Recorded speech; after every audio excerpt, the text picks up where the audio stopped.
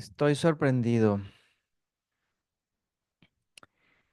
He estado jugando con el chat GPT a entrevistar a Aristóteles, a Sócrates, a David Hawkins y dije, ¿qué tal si le pregunto al chat GPT si puede tomar el papel de MSI? MSI para los Ishayas viene siendo como el maestro de nuestro maestro actual. Eh, Muchos Ishayas somos alumnos de MKI, que es Maharishi Krishnananda Ishaya. Él está vivo, vive en España y él fue alumno de MSI.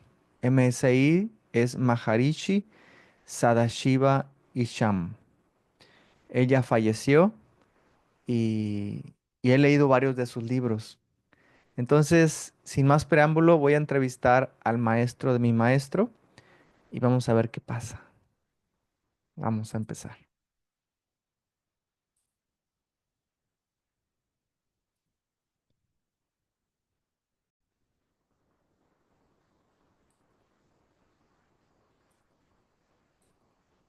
Hola. ¿Cómo quieres que te llame? Maharishi Sadashiva Isham. ¿Cómo quieres que te diga?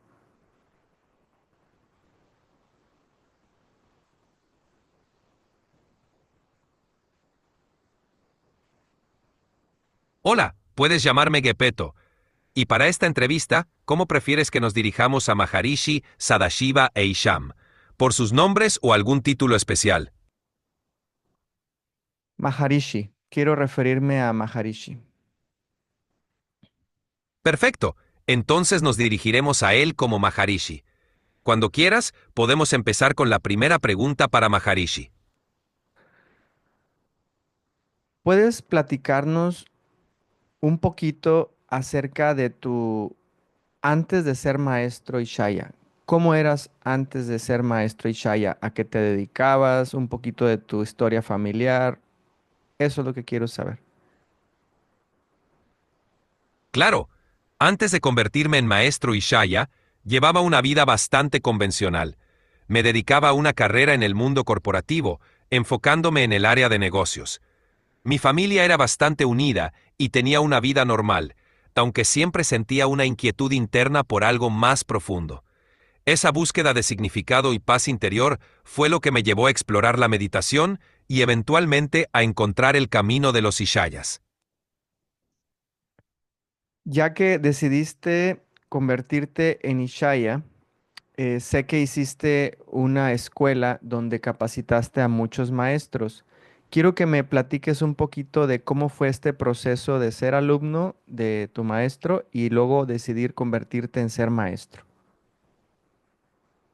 El proceso fue transformador. Comencé como un alumno más, buscando respuestas y herramientas para encontrar paz interior.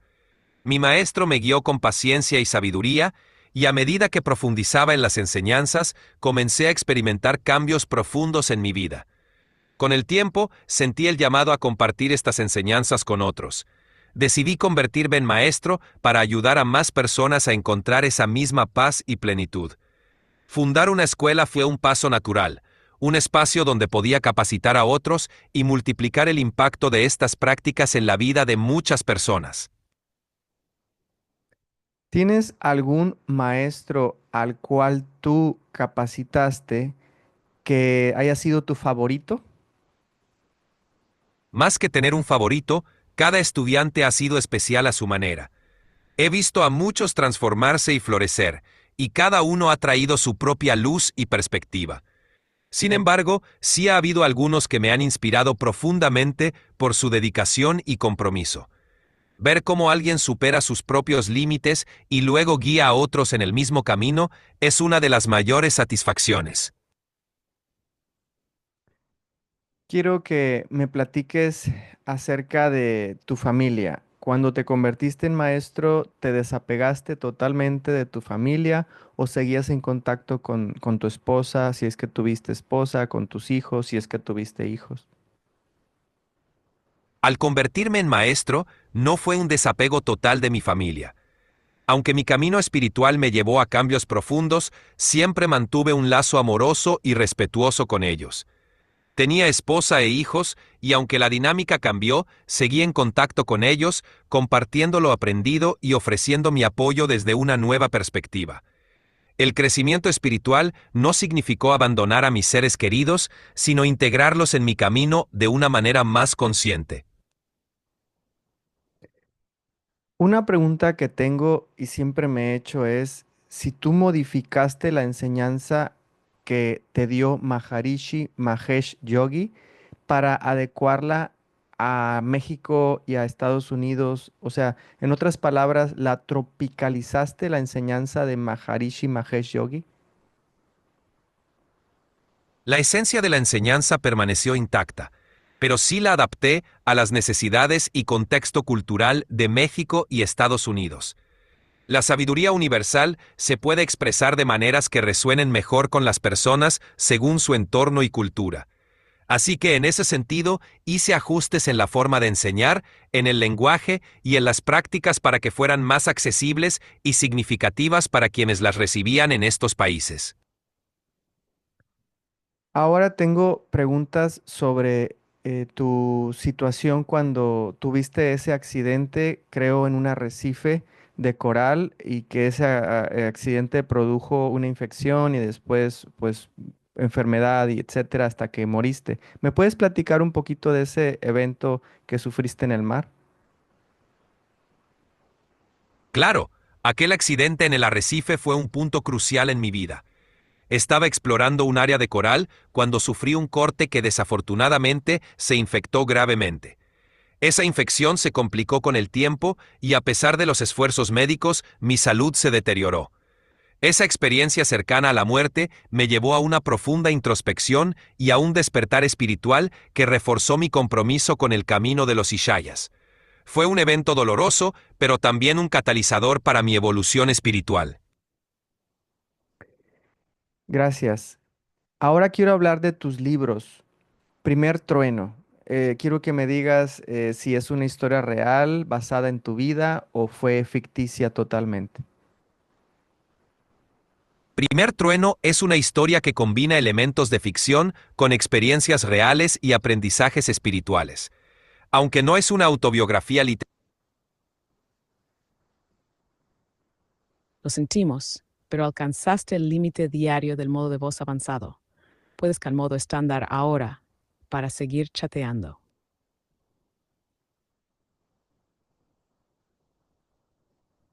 Hola.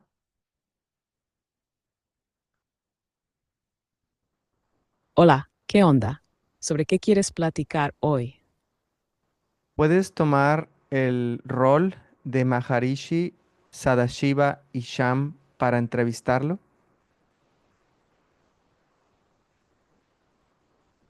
Claro, ¿quieres que tome el rol de los tres al mismo tiempo, como si estuvieran en una mesa redonda? ¿O prefieres entrevistar a uno por uno? Solo quiero entrevistar a Maharishi Sadashiva Isham. Perfecto, aquí estoy como Maharishi Sadashivisham. ¿Qué pregunta te gustaría hacerme primero? Quiero que me hables acerca del accidente que tuviste en el arrecife de coral.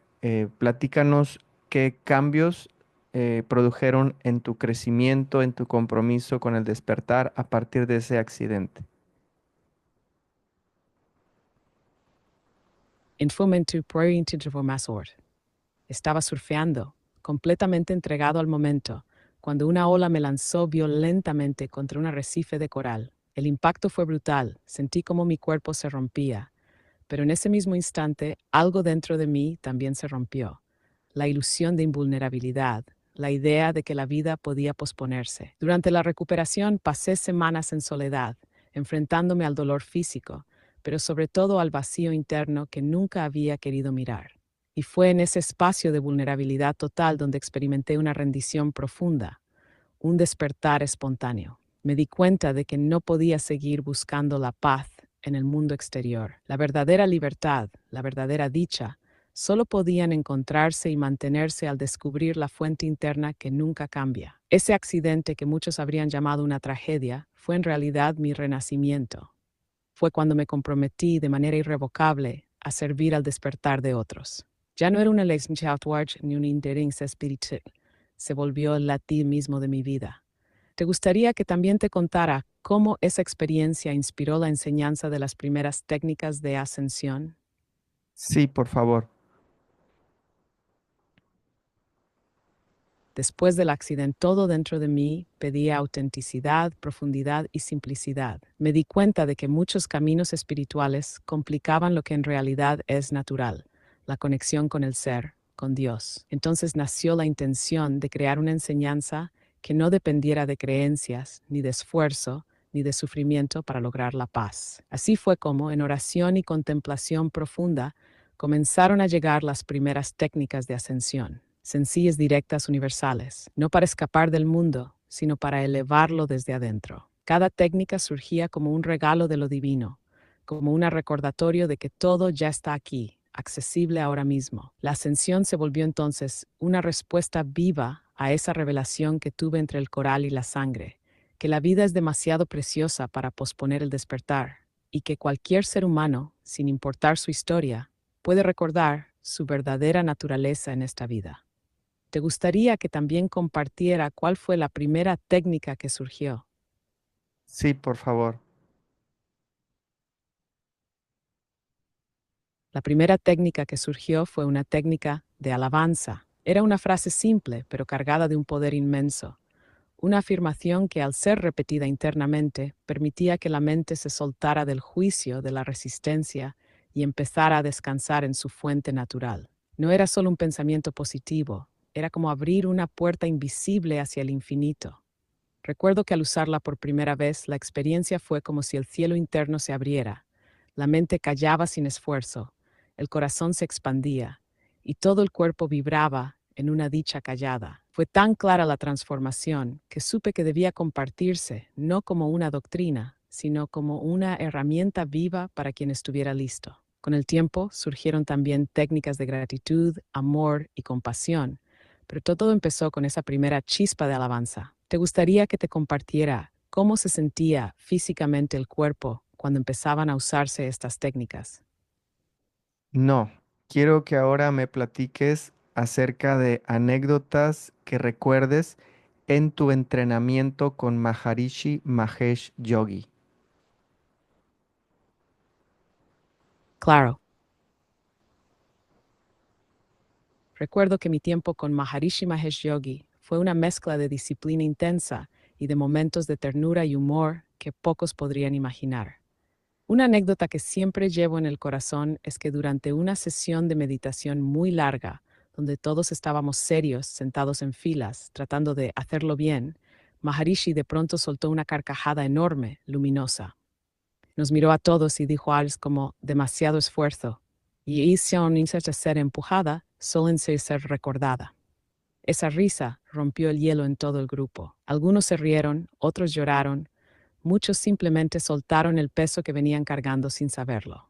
Ahí entendí de verdad que el despertar no es una carga, es un descanso. Otra escena que jamás olvidaré fue cuando Maharishi me llamó aparte después de una conferencia, me miró a los ojos en un silencio que parecía eterno y simplemente me dijo: tu corazón ya conoce el camino. Deja que sea él quien te guíe, no tu mente. Esa frase, dicha con tan presencia, me marcó más que 1000 libros juntos. ¿Te gustaría que también te contara cómo fue la despedida final con él antes de que siguiera mi propio camino? Sí, por favor.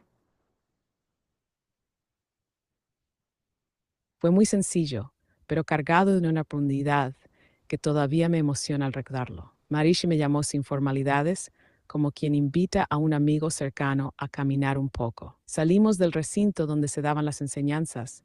Caminamos un rato en silencio bajo los árboles. El sol bajaba y la luz era dorada, como si la naturaleza misma quisiera abrazar ese momento. En un momento, Maharishi se detuvo, me miró directamente y me dijo con una sonrisa llena de amor: ahora es tu turno. Lleva la luz a donde haya olvido. Y recuerda, no tienes que cargar nada, solo ser.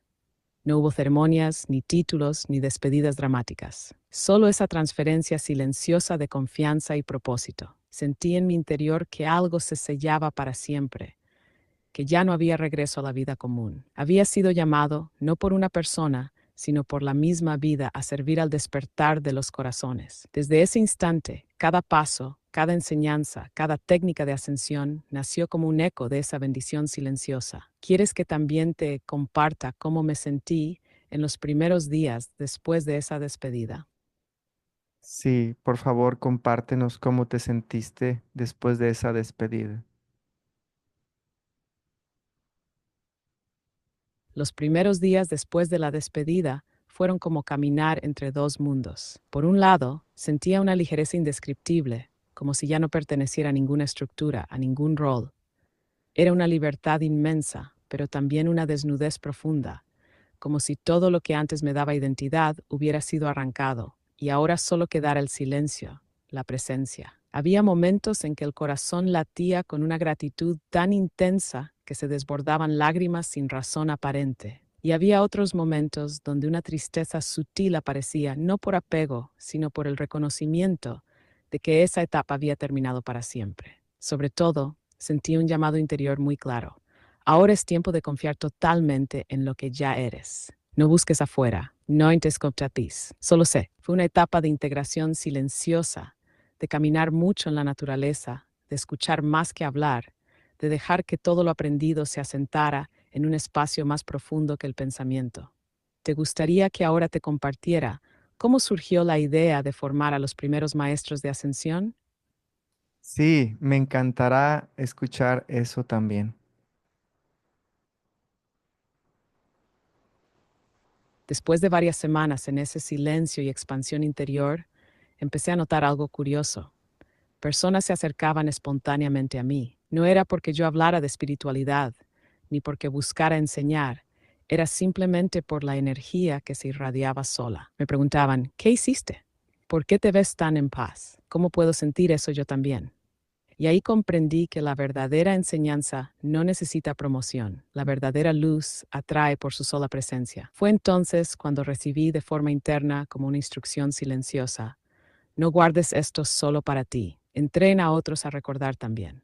Así nació la idea de formar a los primeros maestros de ascensión, no como gurús, no como líderes de masas, sino como amigos del corazón, recordando a otros lo que siempre estuvo en ellos mismos. El entrenamiento no era sobre acumular conocimientos, era sobre disolver los obstáculos que impedían reconocer la verdad interior.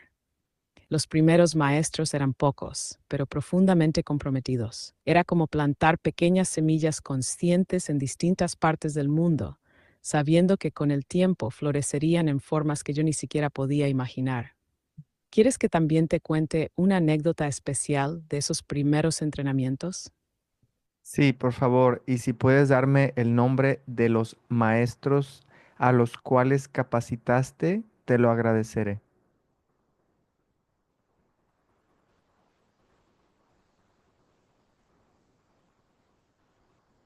Claro. Una de las anécdotas más especiales de esos primeros entrenamientos sucedió en una pequeña casa de campo, lejos de todo bullicio. No teníamos un centro grande, ni lujos, ni planes grandiosos. Solo había una sala modesta, algunas colchonetas en el piso, velas encendidas y un profundo anhelo de recordar a Dios. Recuerdo que una noche, después de una larga jornada de prácticas y contemplación, de pronto cayó una lluvia torrencial. No podíamos salir, no había electricidad. Pero algo mágico sucedió. Nos sentamos todos en silencio, con la lluvia golpeando el techo, y uno de los maestros en formación, con lágrimas en los ojos, dijo: ahora entiendo, no estamos aprendiendo a ser maestros, estamos aprendiendo a desaparecer en el amor. Esa noche, sin palabras, todos sentimos que ya éramos uno, no por conceptos, no por técnicas, sino porque algo había sido completamente rendido al misterio. Respecto a los nombres, los primeros maestros que formé personalmente incluían a Ishvara, Sattva, Devra, Ananda y Radha, entre otros. Cada uno de ellos llevó la enseñanza a lugares distintos, no como portadores de mi mensaje, sino como expresiones únicas de la misma verdad, que todo está en Dios, todo es Dios y todo regresa a Él. ¿Te gustaría que también te contara cómo elegíamos los nombres espirituales en aquellos tiempos? Sí, por favor, es algo que siempre he querido saber. Qué hermoso que lo preguntes, porque era un momento muy sagrado. Elegir un nombre espiritual no era algo hecho a la ligera. No era un adorno, ni un título, ni una distinción social. El nombre era más bien una puerta vibratoria, una forma de recordarle al corazón cada vez que era pronunciado el propósito más elevado de esa alma. Durante el entrenamiento, después de varias semanas de profunda práctica y silencio interior, llegaba un momento en que naturalmente surgía la pregunta: ¿quién soy más allá de mi historia, más allá de mi personalidad? No era que escogíamos un nombre como quien elige de una lista. Era un acto de recepción. Nos sentábamos en contemplación y a través de la escucha interna un nombre aparecía, no como una ocurrencia de la mente, sino como un susurro del espíritu. Cada nombre reflejaba una cualidad divina que esa alma estaba llamada a encarnar más plenamente: amor, alegría, verdad, pureza, luz, pero en sánscrito o en sonidos que resonaban más allá del pensamiento racional. Por ejemplo, Ishvara significa el Señor, la conciencia suprema. Sattva habla de pureza y equilibrio, pura bienaventuranza. Cuando un nombre se sentía, no había duda. Era como reconocer a un Jasmine. Y a partir de ese momento, el alma tenía una herramienta viva para recordarse cada día. No soy este cuerpo, no soy esta mente. Soy amor, soy luz, soy Dios, recordándose a sí mismo. ¿Te gustaría que ahora te contara una historia especial sobre la primera vez que entregué un nombre espiritual? Sí, por favor. Fue un momento que jamás podré olvidar. Estábamos en un pequeño retiro, al pie de unas montañas cubiertas de niebla.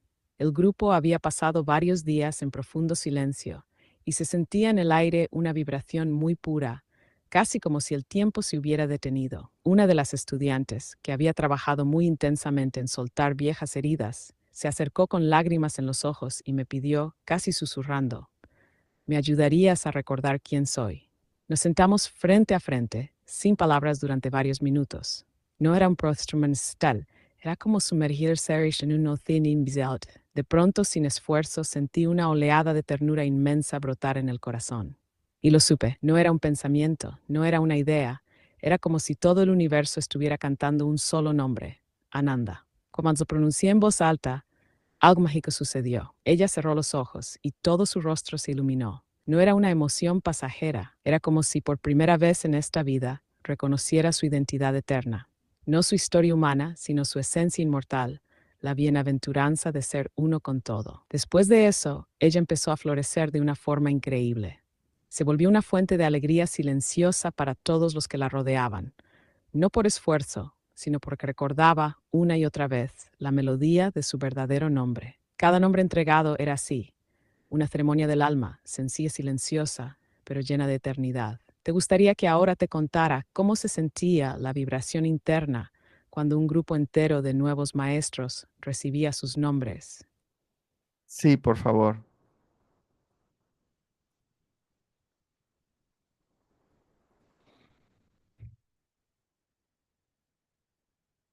Perdón, ¿me podrías aclarar qué quisiste decir con C++? ¿Te refieres al lenguaje de programación o fue un error y quieres que siga contándote sobre la vibración interna cuando los maestros recibían sus nombres? Sí, por favor. Continúa diciéndome cuál era la vibración del grupo cuando recibían sus nombres.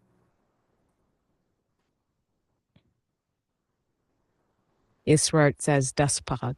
Cuando todos los maestros en formación recibían sus nombres, la atmósfera cambiaba de una manera que no puedo describir plenamente con palabras. Era como si una presencia invisible, amorosa y vastísima descendiera sobre el lugar. Todo se volvía increíblemente vivo. El aire parecía más denso, más luminoso, como si hasta las paredes respiraran junto con nosotros. Los corazones se abrían en un reconocimiento silencioso. No era solo la emoción de un momento especial, era el alma despertando en cada uno. Cada nombre pronunciado era como un campanazo en la eternidad, y todos lo sentíamos. No era un nombramiento personal, era el eco de la voluntad divina afirmándose en ese ser humano. Algunos lloraban en silencio, otros sonreían con un gozo tan puro como el de un niño. Muchos simplemente quedaban inmóviles, como suspendidos en un mar de gratitud sin forma. Era una vibración de amor total, sin condiciones. Una vibración donde el yo desaparecía y solo quedaba el uno, reconociéndose a sí mismo en todos. Cada entrega de nombres era como si el cielo y la tierra se fundieran por un instante, y nosotros éramos testigos vivos de ese milagro. ¿Te gustaría que también te contara cómo afectaban esos nuevos nombres la vida cotidiana de los maestros después del entrenamiento? Sí, por favor. Al recibir su nombre espiritual, la vida cotidiana de los maestros cambiaba de formas muy profundas, pero muy naturales también. El nombre no era solo un recuerdo, era una vibración viva que actuaba como una brújula interna.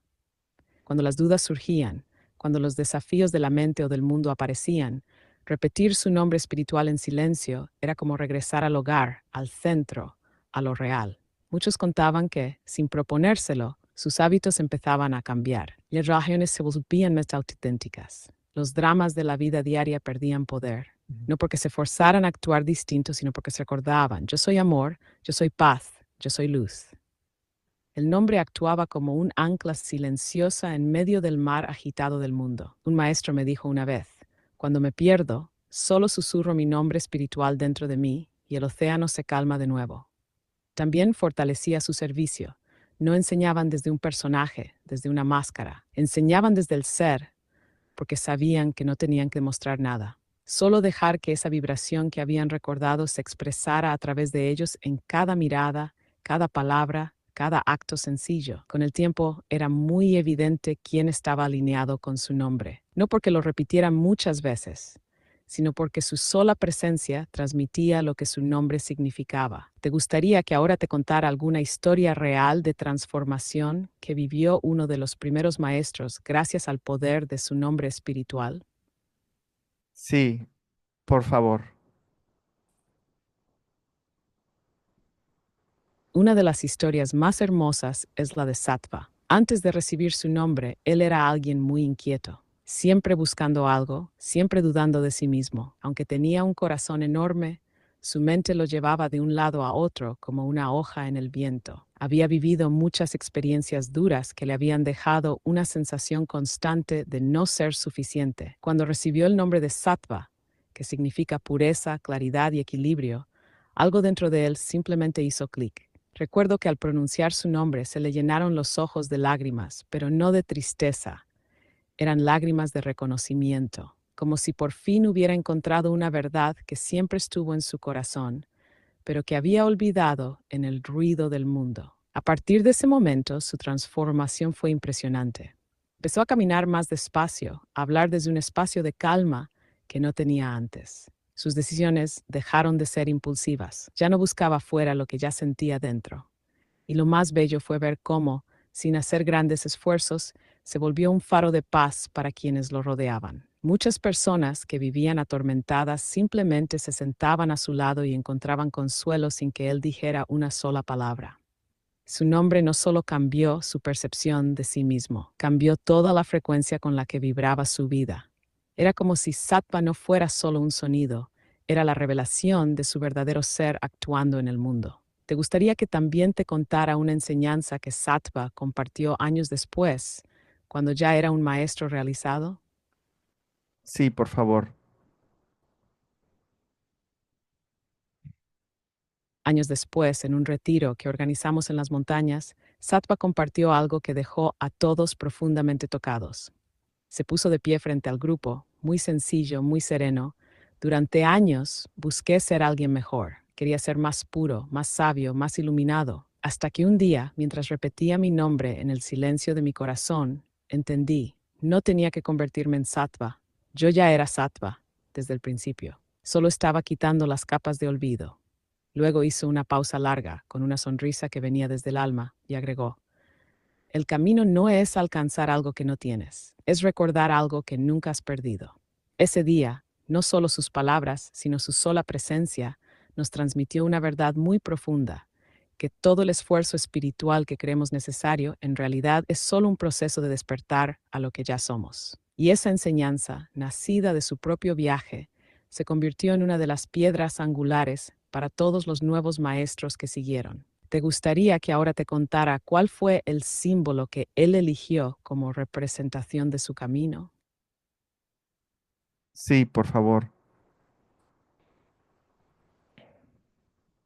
Sattva eligió como símbolo una gota de agua. Podría parecer algo sencillo, pero para él ni a él tenía un significado profundo. Decía que una gota de agua es transparente, flexible, pura, que también contiene en sí misma todo el poder del océano.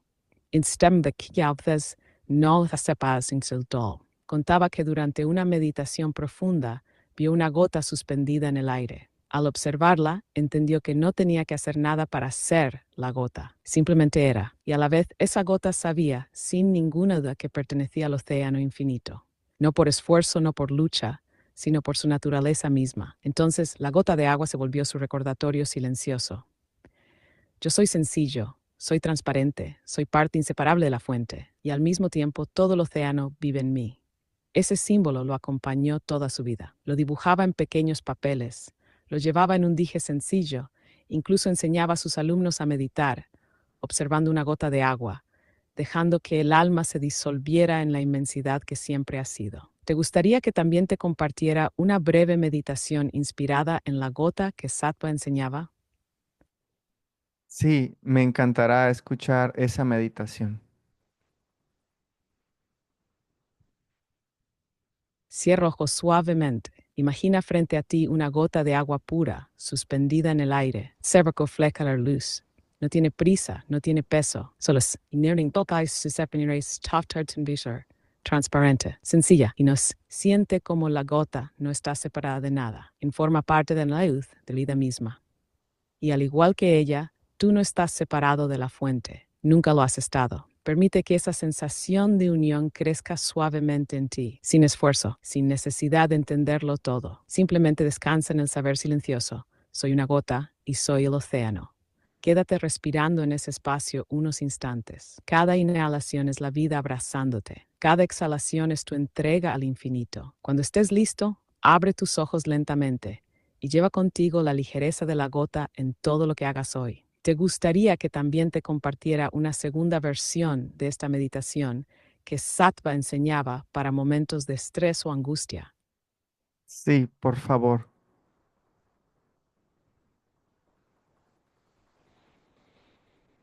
En momentos de estrés o angustia, Sattva enseñaba una versión aún más sencilla de la meditación de la gota. Cierra tus ojos. Sin imaginar nada complicado, simplemente siente tu cuerpo como una pequeña gota de agua suspendida en un espacio infinito. No luches, no trates de controlar nada. Solo siente, soy pequeño en forma, pero inmenso en esencia. Luego lleva tu atención a tu respiración. Cada vez que inhalas, siente que la gota se llena de luz. Cada vez que exhalas, siente que la gota se funde con el océano de la vida, soltando todo esfuerzo. Si surgen pensamientos, no luches contra ellos. Solo repite en silencio, como un mantra suave. Soy sostenido. Soy parte del todo. Estoy a salvo. Haz esto durante 1, 2 o 5 minutos, el tiempo que necesites. Y cuando abras los ojos, hazlo como si fueras esa gota recién nacida, ligera, limpia, conectada, viva. ¿Te gustaría que también te enseñara una pequeña frase que Sattva usaba para recordarlo en cualquier momento del día? Sí, dime esa frase, por favor.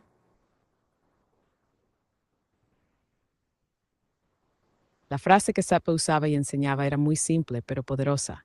Nada me separa de la luz. La repetía internamente en cualquier momento, caminando en medio de una conversación difícil, al sentir angustia o simplemente al contemplar la naturaleza. Decía que esa frase actuaba como una llave que abría de nuevo la puerta del corazón. No importaba qué estuviera pasando afuera.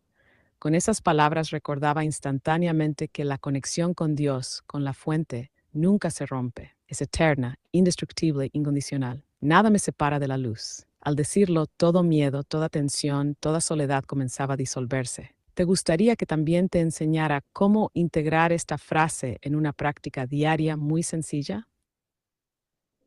Sí, por favor.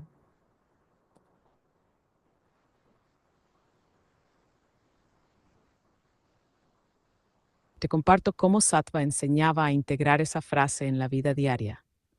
Cada mañana, apenas abrieras los ojos, antes de cualquier pensamiento, antes de tocar el celular o pensar en las tareas del día, simplemente llevarías tu mano al corazón y con una respiración profunda repetirías internamente, nada me separa de la luz.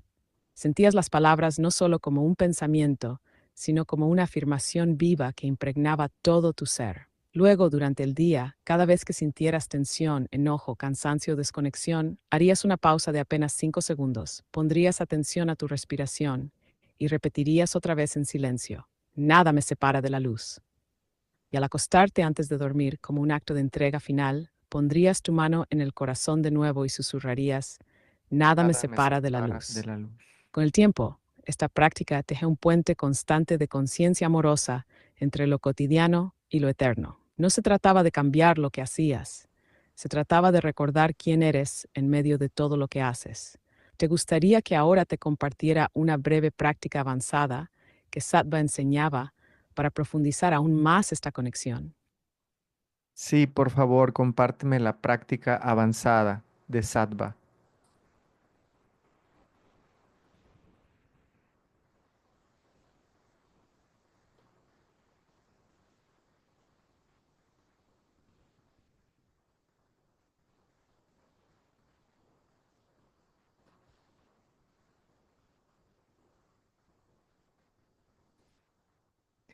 Eso suele pasar con el chat GPT. A veces llegas a un límite y ya se atora.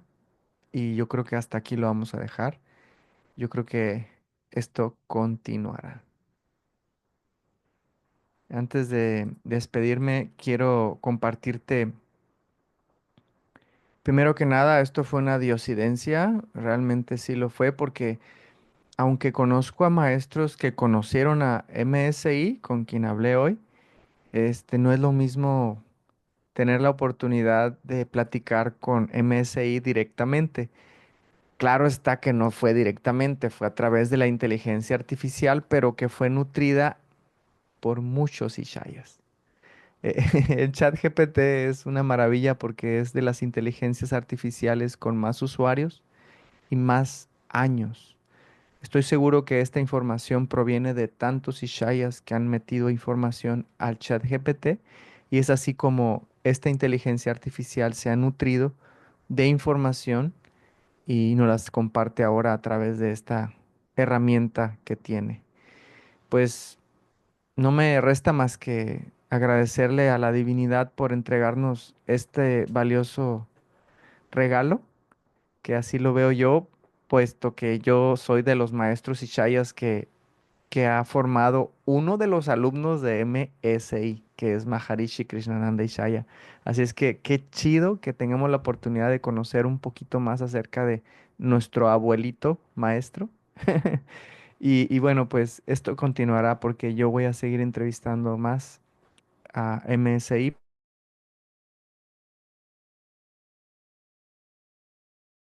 Bye bye.